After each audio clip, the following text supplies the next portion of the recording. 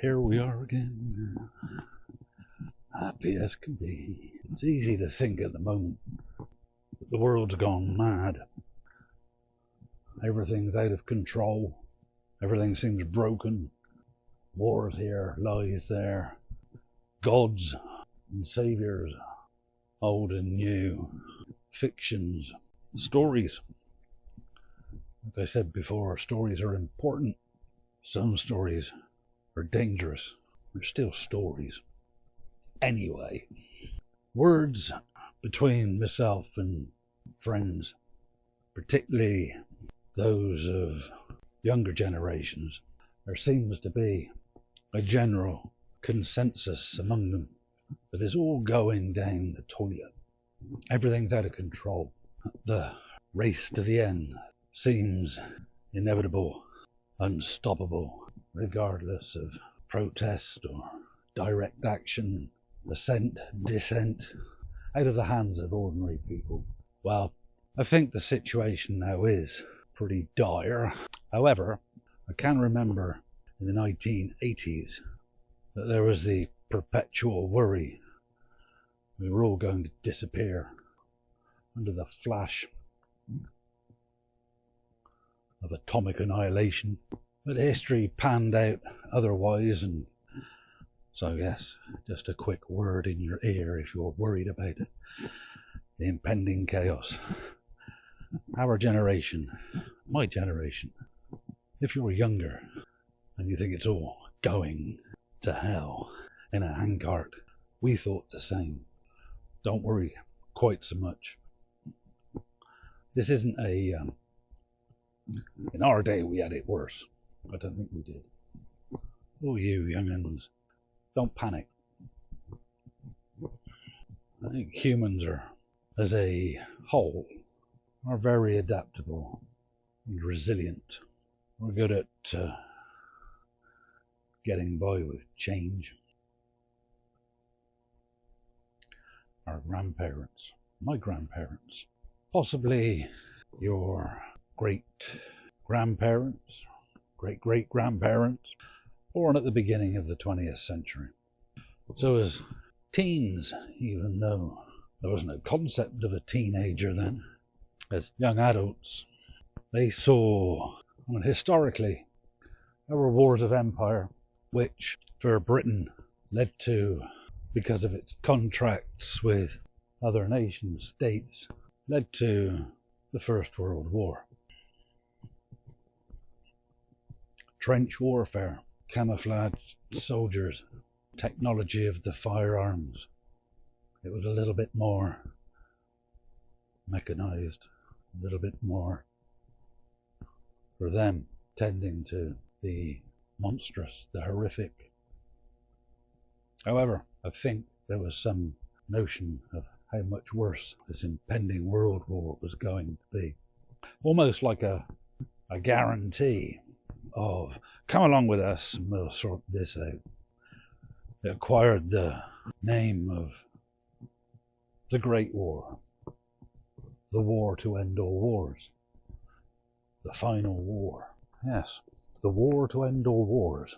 It's like a fantastic advertising slogan for a generation growing up on adventure myths, boys' own stories of, as they would say, daring do.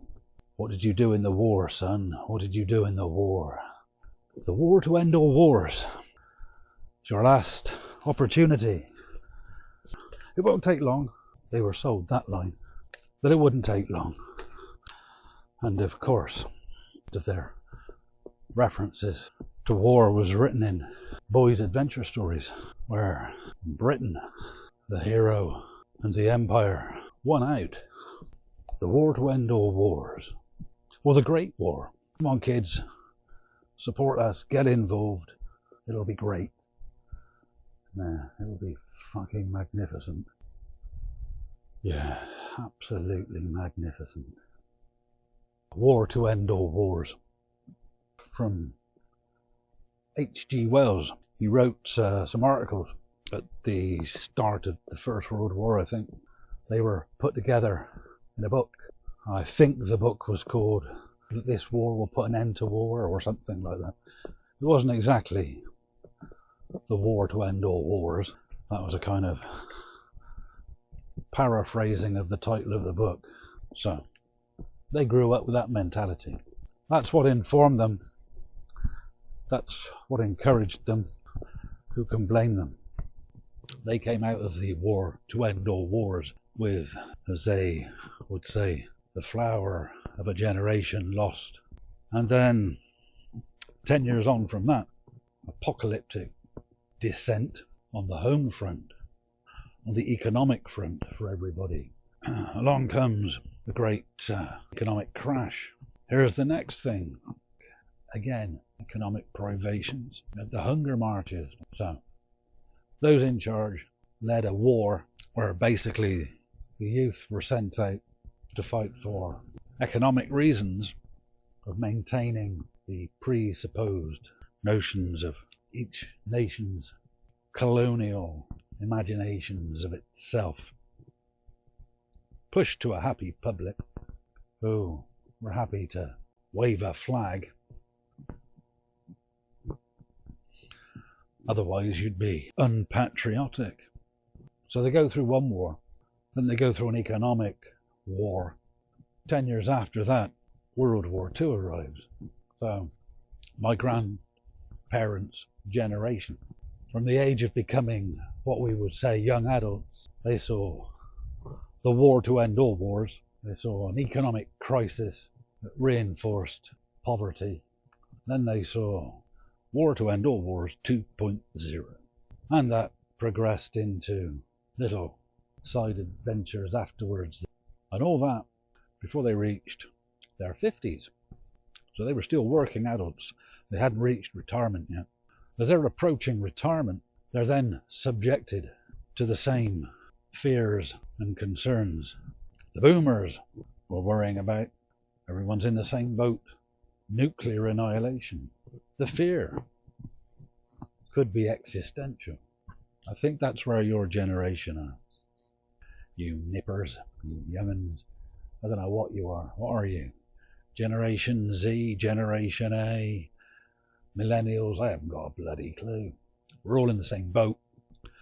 But I think we'll get through this. I think it's the natural state of the economic system that we labour under. Should we change it? It'll change. Because capitalism hasn't always been here. We're going to have to get on better. We're going to have to stop fighting amongst ourselves. We're going to have to start sharing more. Thinking small. That's the big idea. Thinking small. Living small. I think our generation have already got that to some degree. There is a therapy. Something I've used. There is a way through this. On a personal level. You can get through this. It's going to get nasty. It's going to get messy. But you can get through it. Because we do. We're good at that. That's the end of the let's talk about something that's got nothing to do with art. Perhaps it has. It will do. We'll bring it all back together. Get back onto the subject of art again. Or stories, or writing, or creativity. Let me know. What do you want to talk about? Hey, Pooch. Wait, Pooch. There's a happy dog. Happy human. We'll be alright. Ta-ta.